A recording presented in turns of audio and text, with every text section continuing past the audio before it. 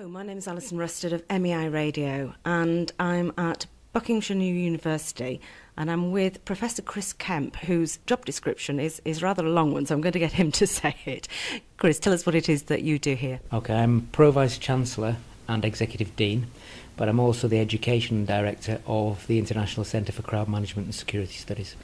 Could you just tell us a bit about what the International Centre does?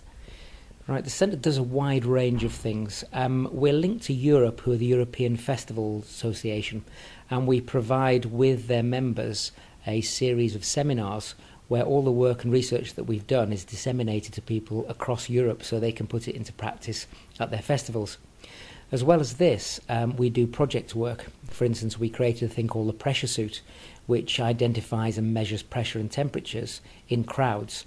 And we link this to the Mojo barrier system, which works in the same sort of area. So we've got a really good range of that kind of activity. But also we do safety audits at football grounds.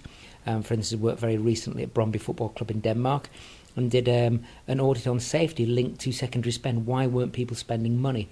And the outcome of this, of course, was that because it was so violent in the crowds, people were coming very late and leaving very early so that nobody was spending anything else.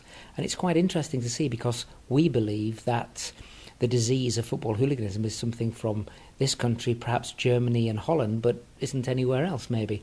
But going to Finland and also to Norway and also to both Sweden and Denmark, the actual hooliganism element is huge, and the problems that they're having is what was happening in the UK maybe 10, 15 years ago.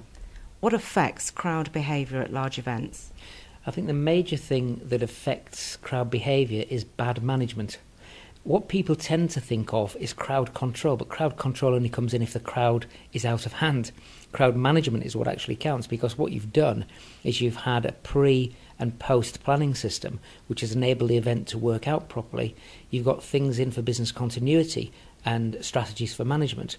And what that does is it reduces the problems and the risk elements that you have in the crowd. So that's really the key element to it. For instance, if you take Roskilde Festival, they have a strategy for identifying the behaviour that they want their people to actually bring out at the festival. And that's aggressively developed through their website, through other activities, through things that are happening to ensure that when people come to the concert, they act in a set behaviour, and that is easy to manage. What they also do is they have a barrier system, whereby instead of having everybody behind one barrier, they have a series of pens. And because you have to queue to go in the pens, all the people who are going to cause all the problems with pressure and are the most vociferous, jumping up and down, doing crowd surfing, all that sort of thing, it happens in a manageable small area at the front where they can be easily reached and managed, which reduces the pressure on the other barriers and gives people a better experience. And are some crowds or some events more volatile than others? Are there sort of trigger points at different types of events? Yes, there are. I've noticed by a lot of work that we've done that the average age of people attending festivals is getting lower. The number of people who are going for the first time is getting higher.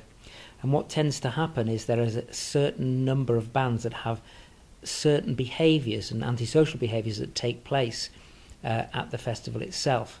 And some of those behaviours do cause crushing, crowd claps and other elements.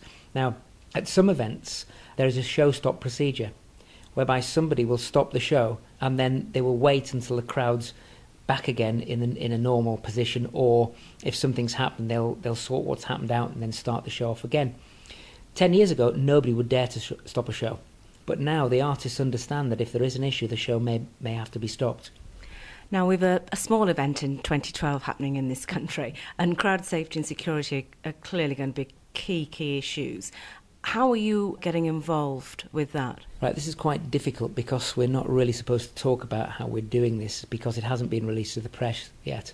But we are doing some training of people to help in this area, and we're working with the police and LOCOG and other organisations to ensure that we have the right sort of people, the people who are trained in the correct way, and there'll be a release about what's happening in that in the near future.